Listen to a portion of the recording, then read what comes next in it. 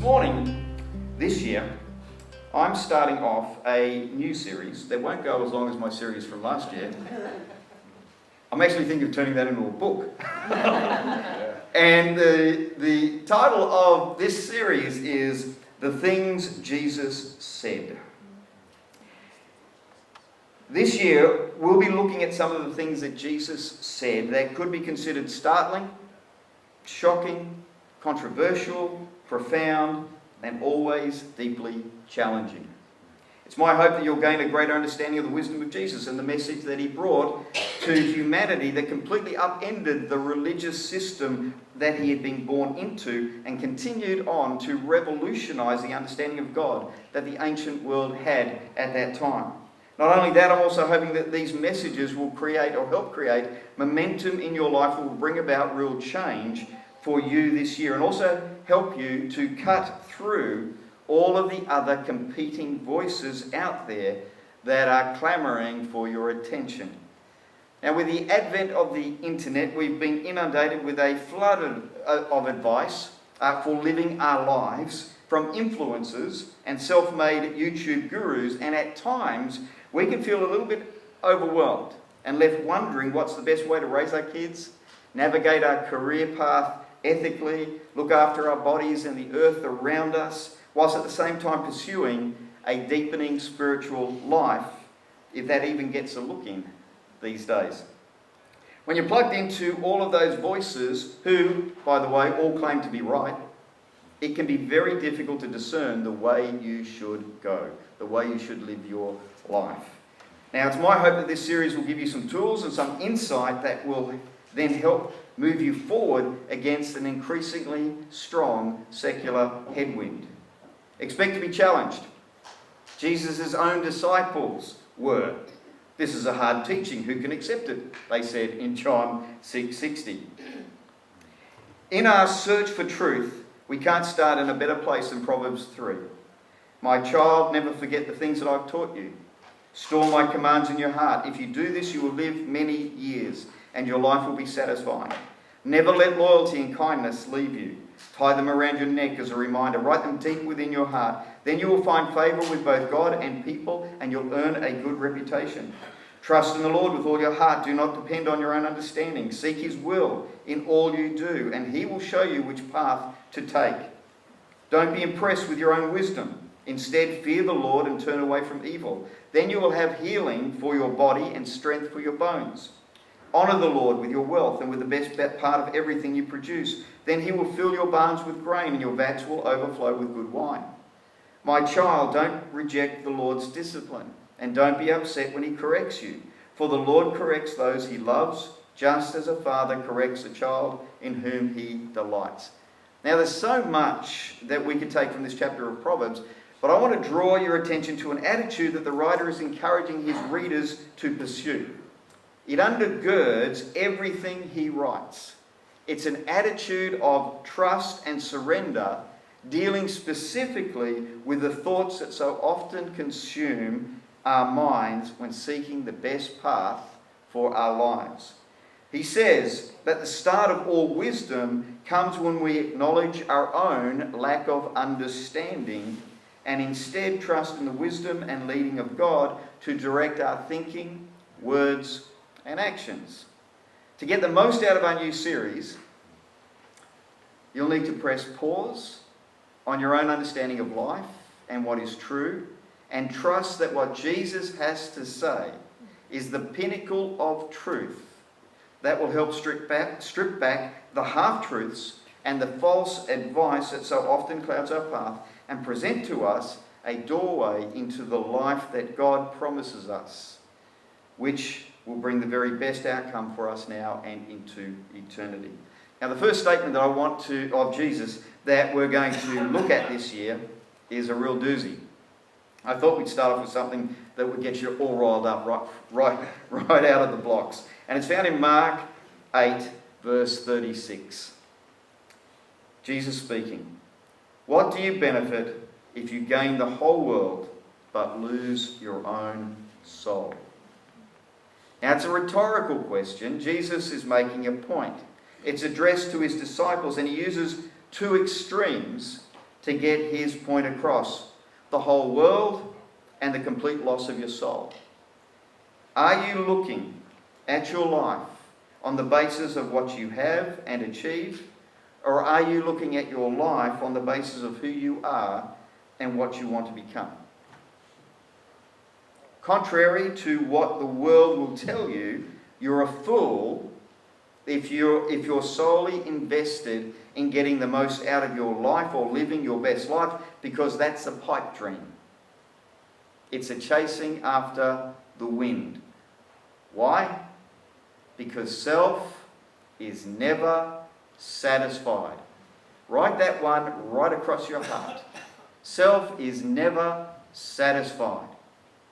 If the motivation behind why you're working so hard and running around so much is because you're pursuing your dream life, you'll always have a nagging sense on the inside that things aren't what they should be. That you're not quite there.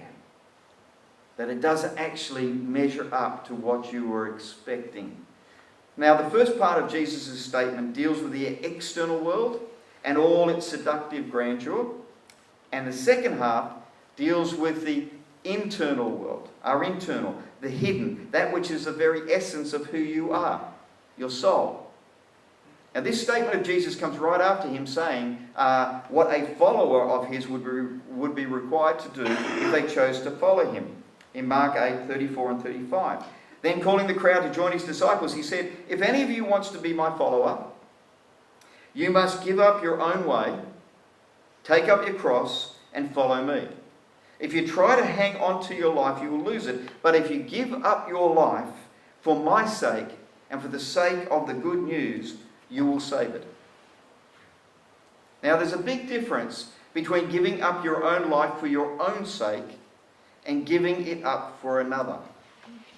Many of us already make sacrifices so that our future self will benefit. I got up early this morning and exercised. I didn't benefit at that point. It would have been much more beneficial to stay in bed. But my future self will eventually benefit from it, I hope. That's what the propaganda tells me.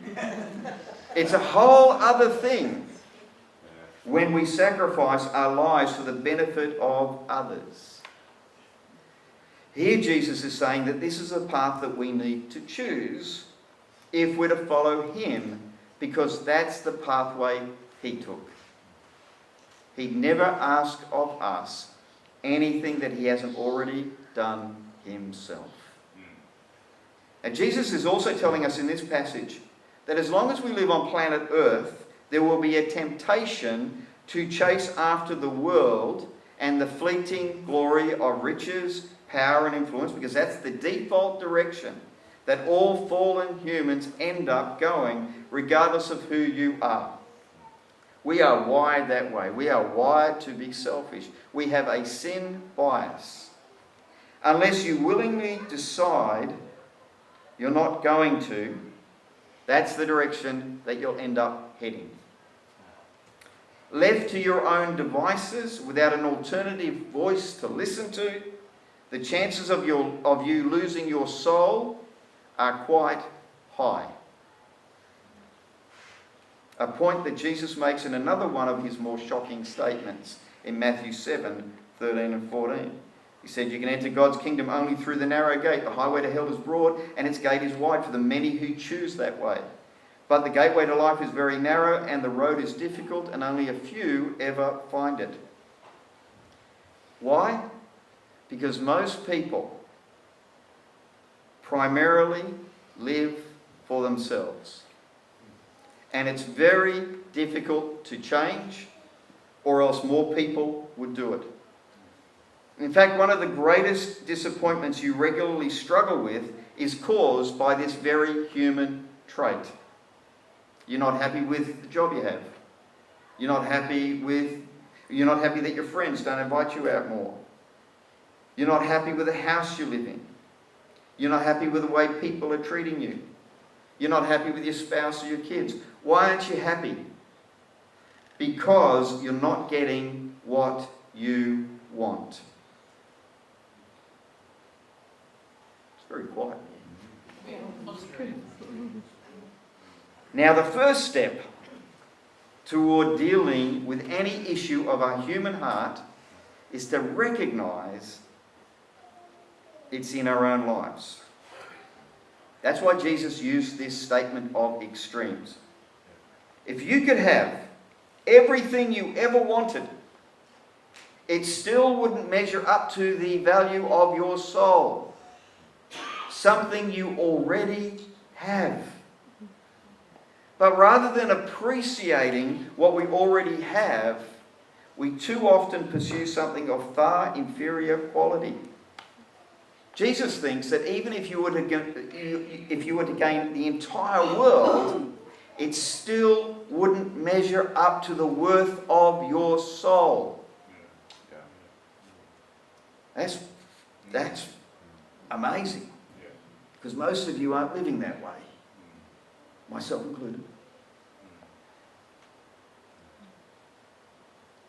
If you understand the value of your soul, it would change what it is that you're pursuing in life and would free you to pursue the good of others and stop you trying so hard to add value to your own life and ego.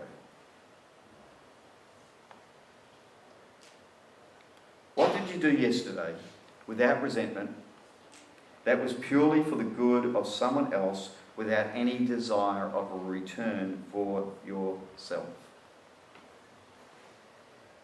If every day you intentionally did one good deed for someone else, you would start to see a marked change in your mindset, your words, and your actions. Now, I'm not talking about doing a good deed for someone because you want something from them.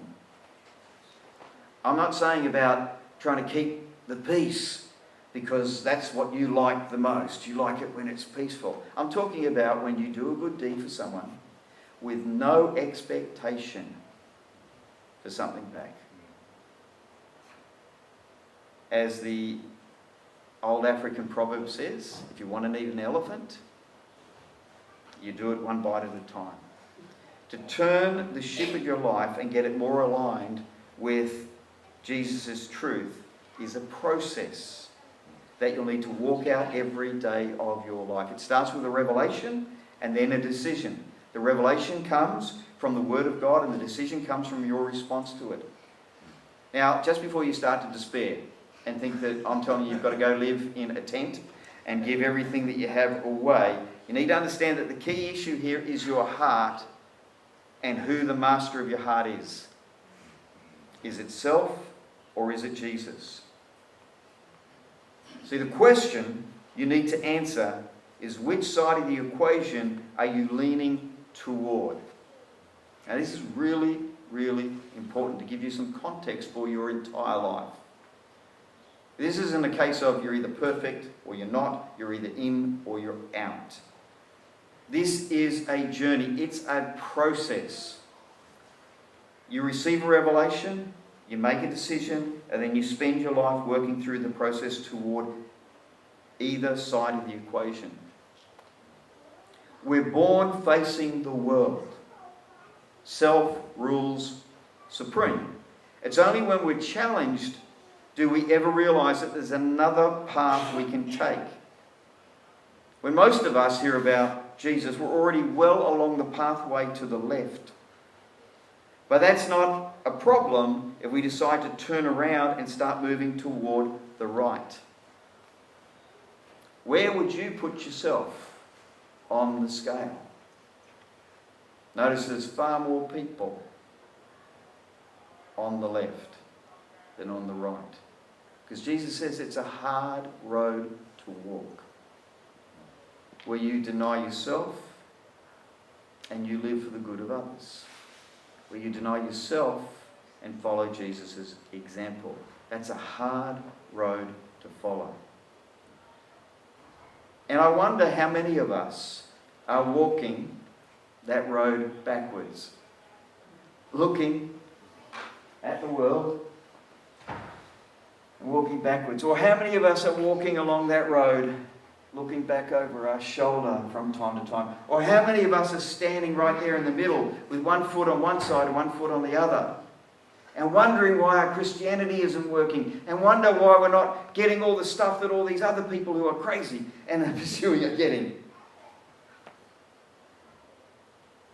Which way are you facing? Which way are you going? Your soul, which you already have, is far more valuable than anything down that end of that road. In fact, it profits you nothing to gain all of that if it requires the loss of your soul. So that's a much better way to be going. Not that way. Now you might already be well down this path. You might have spent all your life pursuing stuff, pursuing fame, pursuing a good career, pursuing money. And you might be sitting here this morning thinking, well, you know what? That's what I've been chasing. I've been chasing that. I've never been really happy, but I've been chasing that. I've been chasing that. And you know, you've all heard stories of people who finally get rich and they go, you know what? It's not all that it's cut out to be. When I was younger, I used to joke and say, I'd like to have that experience myself. I wouldn't mind trying to find that out and see what it's like to be really rich. And then, oh yeah, I don't need that anymore now. But the truth of the matter is, if you have a soul, you have something of inestimable value already. And you do not want to throw away your soul, which is eternal, for something that is incredibly temporal and something that will not satisfy your heart the way Jesus can. Which destination are you looking toward? So you might be all the way down here, but if you've realised that you're going the wrong way and you've turned around, you're not back to the middle yet, but you're facing the right direction. Now, at that point, if you were to die and you hadn't gotten over to the other side, right, but you're facing that way, guess where you'd end up? Heaven. You'd end up in heaven. Because it's faith. We are saved by faith, not by good works. So my faith is determined by where I'm facing. Who am I putting my trust in? If I'm right down here and I'm entangled with all this stuff, it takes a long time. Listen, let's be realistic. If this is the way you've been living your life, you have built patterns of thinking, actions into your life that will keep you here, and it's going to be a real struggle. But if you're facing that way, so that's the direction that I want to go, and you were to die on this side of that line, you'd be saved. Now here's something that's interesting. If you're over this side, because you've been a good Christian, you've been going this way, but you've turned around and you're now facing that, and that's what you want, well, I'll let you answer what would happen there. And you know, oh, hang on a minute, once saved, always saved, you know, that all that sort of stuff. Another scary statement of Jesus was in that last day, many will come to me and say, Lord, Lord, did we cast out demons? Did we do this? Did we do that for you? And he'll turn to them and say, depart from me, I never knew you. Is it possible for a Christian to lose their salvation? Absolutely. It's really hard because God chases after us like nothing on earth. It's really hard. But if you turn your face away from that side and you face that side and you start to move towards that, even if you come to church. Now it's really quiet. I'm thinking, you can join me in repenting afterwards. I'm feeling like repenting right now. Saying, God. See, I've had all morning to get it right for me, all right? You need to understand. Before I came to church this morning, Jesus, I'm so sorry. But it's a process. It's a process. And the fact that you've got stuff in your life that isn't sorted out is totally normal. Totally normal. It's a fight. If it wasn't, it wouldn't be a fight if it wasn't in your life. It wouldn't be a struggle if it wasn't in your life. Just make sure you're fighting still. Just make sure you haven't given up. Make sure you're pointing the right direction. I reread 2 Timothy 3, 1-5 from the New International Reader's Version this week and instantly found myself thinking about the current social media scene and the type of things that get posted and some of the dialogue that takes place there. I don't think we're quite there yet, but we're well on the way to what Paul was talking about when he prophetically spoke about the future, which is why it's imperative that we take Jesus' words about the world and our soul seriously. In 2 Timothy 3, 1-5, Paul said this. He said, Timothy, here's what I want you to know. There will be terrible times in the last days. People will love themselves. They will love money. They will brag and be proud. They will tear others down. They will not obey their parents. They won't be thankful or holy. They won't love others. They won't forgive others. They will tell lies about people. They will be out of control. They will be wild. They will hate what is good. They will turn against their friends. They will act without thinking. They will think they are better than others. They will love what pleases them instead of loving God. They will act as if they are serving God, but what they do will show that they have turned their backs on God's power, have nothing to do with these people. The point that I want to make from Paul's word to us here is, don't be surprised if everything in you fights against taking the path that Jesus is laying out for you. Our very culture is fighting you each step of the way. You need to be able to take a step back and discern what Jesus is saying to you, and allow his words to hit up against the strongholds in your life until they crumble, no matter how long that takes. Have you ever tried getting baked on dry food residue off a pot with a dry pot scrubber and elbow grease? Probably not, because most of us know that a bit of soaking in water makes it come off so much easier. True? Mm-hmm. Yeah. It was good to hear the men saying, yep. That just gave me hope. Speaking of Jesus and the church, Paul said this in Ephesians 5. He said, he gave up his life for her to make her holy and clean, washed by the cleansing of God's word. And Jesus himself said in John 15:3, you are already clean because of the word which I have spoken to you. Let Jesus' words do a miracle in your heart this morning. Meditate on them. Let them hit up against all the arguments you might have, and sit with them until they bring about a change in your heart. Some of our hearts are incredibly hard. And we hear something like that, that just sounds controlling, that sounds terrible, that sounds like a cult, wanting to give up this and go that way. Jesus is not interested in controlling your life. If he was, he could, and he would have, because he's all powerful. Jesus isn't interested in controlling your life. Jesus is interested in setting you free to be who he created you to be. Yeah. Don't run away because the words of Jesus are too hard or you don't understand. Give it time, just like a pot sitting in hot, soapy water. I want us to take a moment this morning to reflect on our lives.